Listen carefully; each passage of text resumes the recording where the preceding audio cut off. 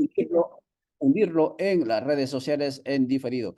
Gracias, profesor Camil, por estar con nosotros. Vamos a hablar hoy, amigas y amigos, que nos escuchan tanto en Perú, en Argentina, en Colombia y obviamente en Centroamérica, sobre esta dolorosa y esperanzadora al mismo tiempo, y de eso vamos a hablar hoy, pueblo de Haití.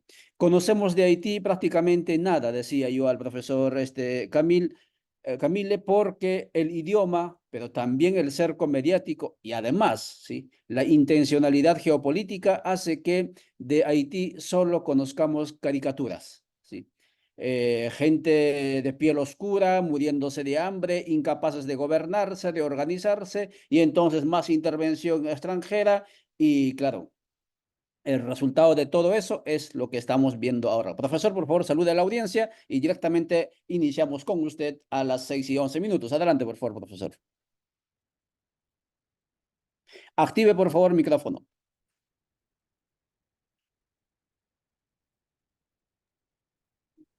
Sí, buenos días. Buenos días. Comencemos, profesor. Entonces, yo le hacía la pregunta. Si usted tuviera, aprovechando su capacidad didáctica y la capacidad de sintetizar las ideas que tiene en pocas palabras, tres o unos momentos históricos que deberíamos de conocer para saber del por qué esta república, la primera república, entre comillas, independiente del continente, llegó a esta situación. ¿Cuáles serían esos momentos, profesor? Bueno, primero, por supuesto, hay que señalar la naturaleza de la gran revolución antiesclavista de 1804, que fue realmente una ruptura muy importante con el sistema capitalista mundial, una revolución que afirmaba la igualdad radical de todos los seres humanos, eliminando la esclavitud y exigiendo un sistema social basado en el respeto de todas las personas y de todas las culturas. Y a partir de ese momento, Haití se ha vuelto uno de los enemigos principales del sistema capitalista mundial y han impuesto un aislamiento casi total de ese país. Y Estados Unidos, por ejemplo, inauguró un bloqueo contra el país desde 1806. Y durante todo el siglo XIX fue esta lucha para existir. Y dentro de esa lucha hay que señalar que Francia, la antigua potencia colonial, que perdió militarmente en el proceso revolucionario, intentó reconquistar la isla y a través de muchos mecanismos de violencia, incluyendo la deuda. Y se impuso al país una deuda desproporcionada totalmente para pagar a los antiguos dueños de esclavos y plantaciones que habían perdido sus pertenencias en Haití. Y Haití tuvo que pagar durante más de un siglo una enorme deuda financiera que desarticuló el Estado y que fue un obstáculo en la construcción del proyecto nacional. Y en el siglo XX, el evento más importante es la llegada de las tropas norteamericanas en 1915, que trataron de prolongar el intento de reconquista neocolonial y que impusieron en Haití un sistema totalmente dependiente de la voluntad de Washington. Así que desde 1915 hasta la actualidad han impuesto un sistema donde Haití, el pueblo haitiano, no tiene el derecho de escoger sus dirigentes y esos dirigentes están siempre escogidos desde Washington. El único ejemplo que salió de esta imagen es la elección del presidente Jean-Bertrand Aristide en diciembre del 90, que fue impuesto por una gran movilización popular, pero 7 meses después, Estados Unidos organiza con el ejército un golpe de Estado donde interrumpen ese proceso de construcción democrática y a partir de este golpe de Estado estamos en la situación de intervención, de injerencia violenta, brutal, que excluye toda posibilidad de construir autodeterminación. Y más recientemente, el país sufrió también choques muy fuertes. Uno de esos choques fue la introducción de las políticas neoliberales que destruyeron gran parte de la capacidad de la producción campesina y que introdujo un sistema de dependencia alimentaria frente a Estados Unidos. Para darles un ejemplo, En los años 72, Haití estaba autosuficiente a 98% en cereales y hoy estamos importando 82% de nuestro consumo anual de arroz desde Estados Unidos. Así que las políticas neoliberales han destruido gran parte de la capacidad económica del país y también tuvimos intervenciones de las misiones de Naciones Unidas, más de 12 misiones entre el 92 y la actualidad, y esas misiones han contribuido a destruir las instituciones estatales, lo que explica el proceso de gangsterización del país y la aparición de las bandas, de las pandillas que introdujeron en Haití un ambiente de terror, un ambiente, un clima donde obstaculizan todo proceso de organización popular y estamos en una situación de violencia permanente contra el pueblo haitiano para que no pueda realmente conquistar su autodeterminación.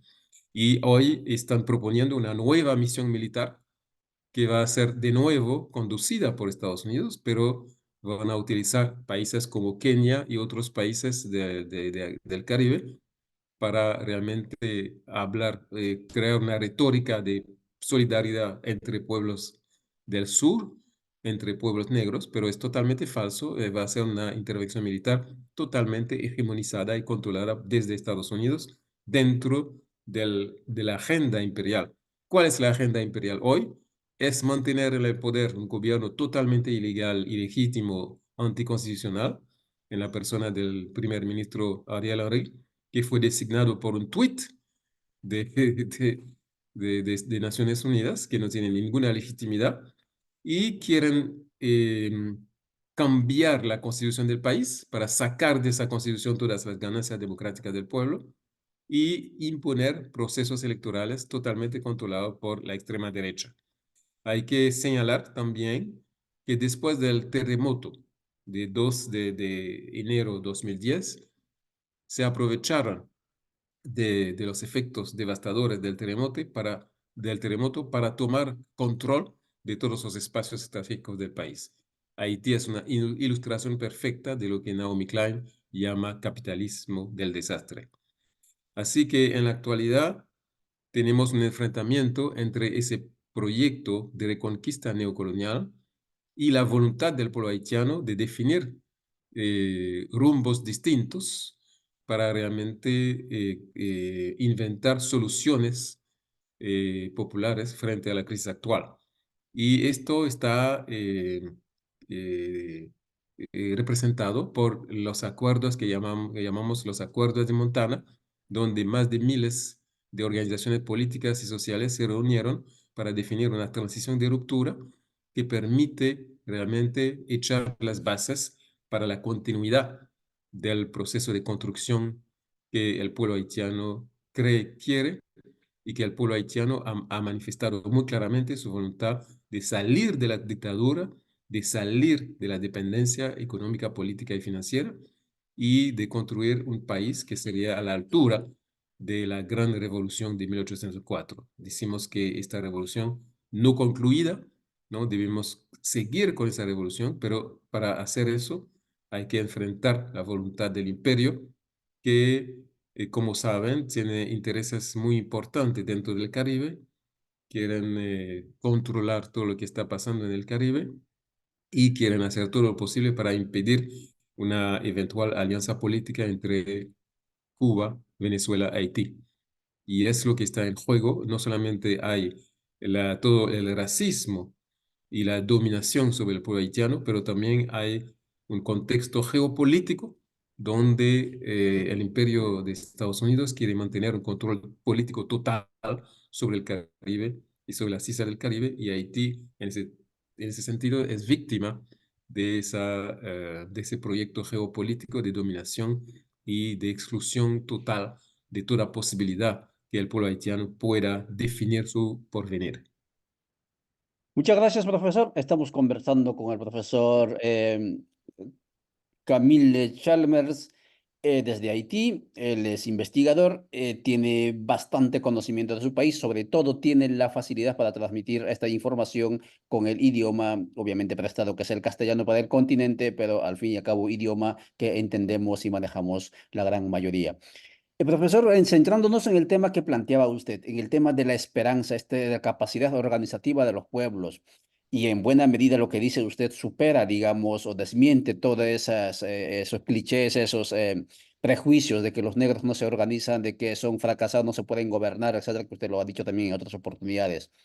¿Quiénes nuclean ese esfuerzo organizativo y hacia dónde, cómo, qué camino van a tomar para poder repensarse como país? Pero sobre todo nos gustaría escuchar qué sectores populares o generacionales son los que están nucleando ese proceso organizativo.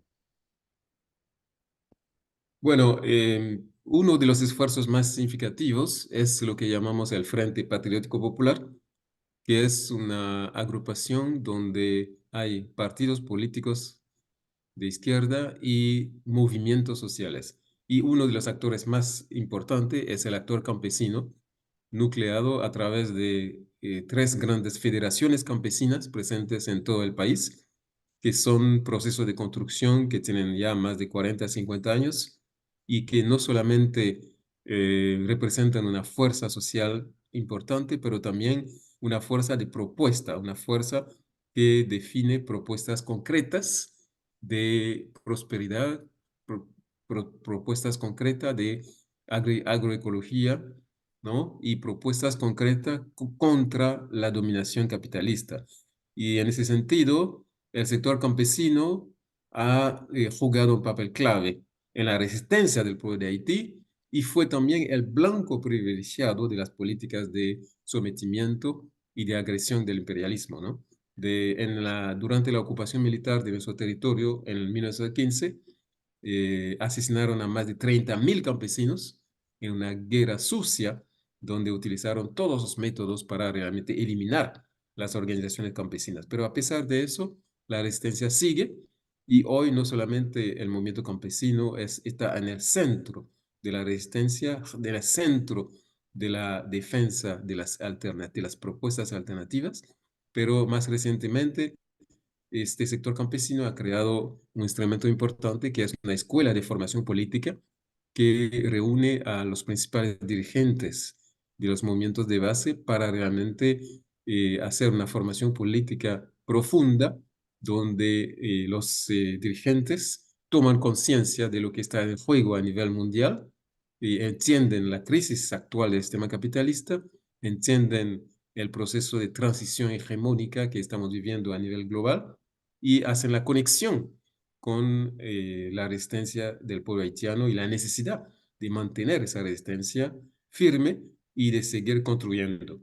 También en este esfuerzo del Frente Patriótico Popular tenemos un movimiento feminista muy fuerte que agrupa a tres grandes organizaciones feministas que están presentes en la lucha democrática en el país y especialmente en el centro del país, donde el expresidente Jovenel Moïse había acordado una gran concesión de más de 9.000 hectáreas para producir stevia para Coca-Cola, ¿no? En un espacio donde hay la posibilidad de producir alimentos, en un país donde tenemos un déficit de producción alimentario producido por las políticas neoliberales.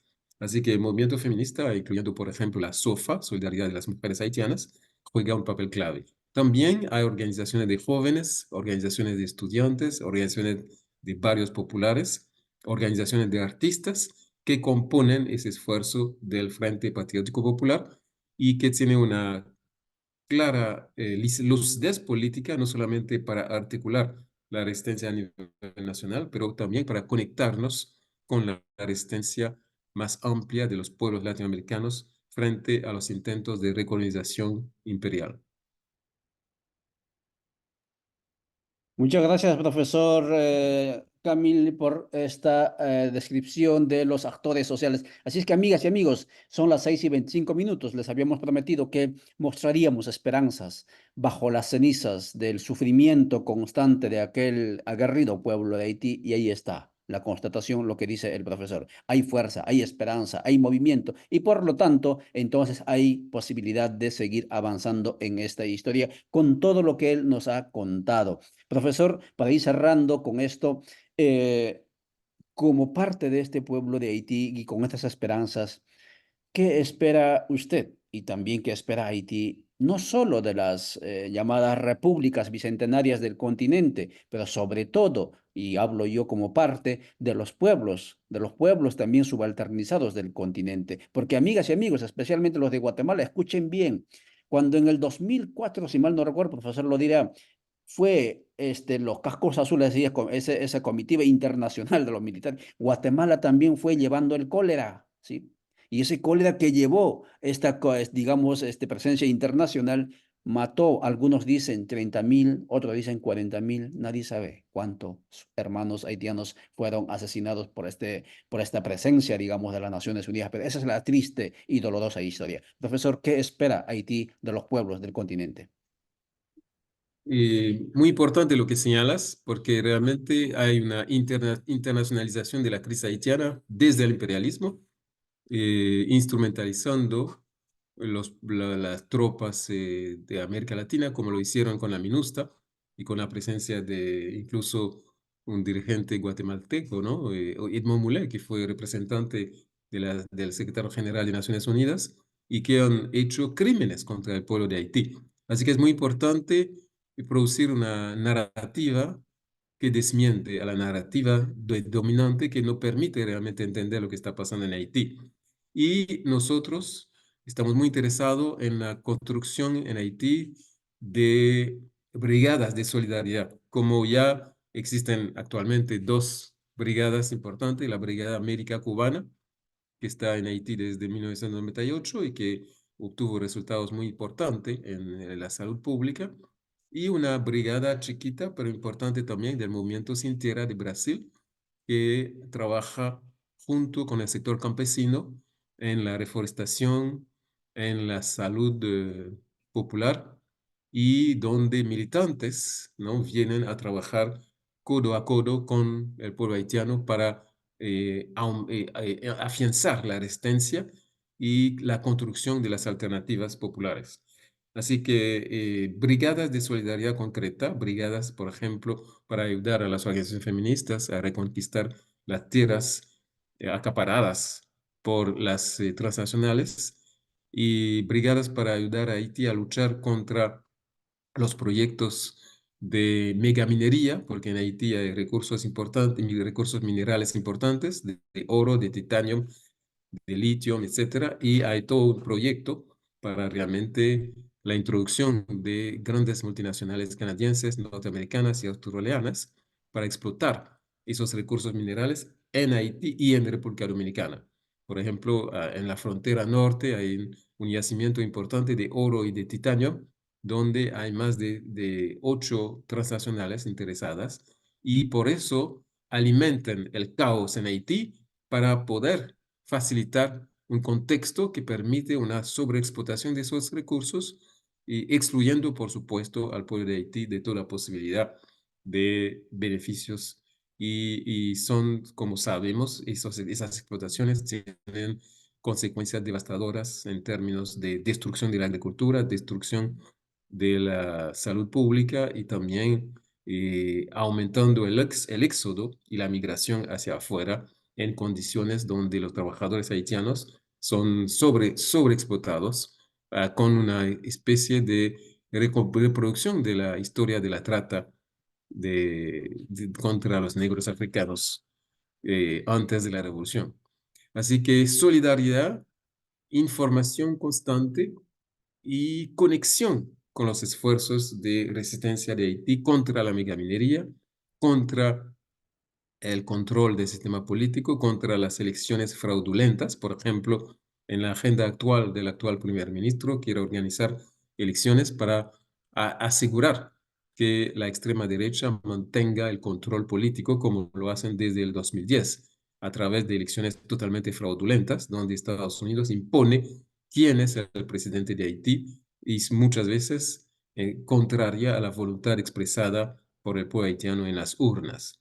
Así que otro discurso, eh, proyectar el contenido de las resistencias que estamos llevando a cabo y hacer conexión concreta en el terreno a través de la presencia de brigadas de solidaridad que pueden no solamente transmitir la voluntad del pueblo de América Latina de acompañar los procesos de lucha en Haití, como nosotros lo hicimos después de la gran revolución de 1804. Haití dio una contribución esencial en la conquista de las independencias en todo el continente. Incluso Bolívar reconoce que sin la presencia de la ayuda haitiana era imposible en ese momento vencer a España, ¿no? Bolívar lo consigna en sus memorias y desde Haití recibieron armas, municiones, alimentos, barcos y soldados que han ayudado mucho en la posibilidad de esas independencias. Pero esas independencias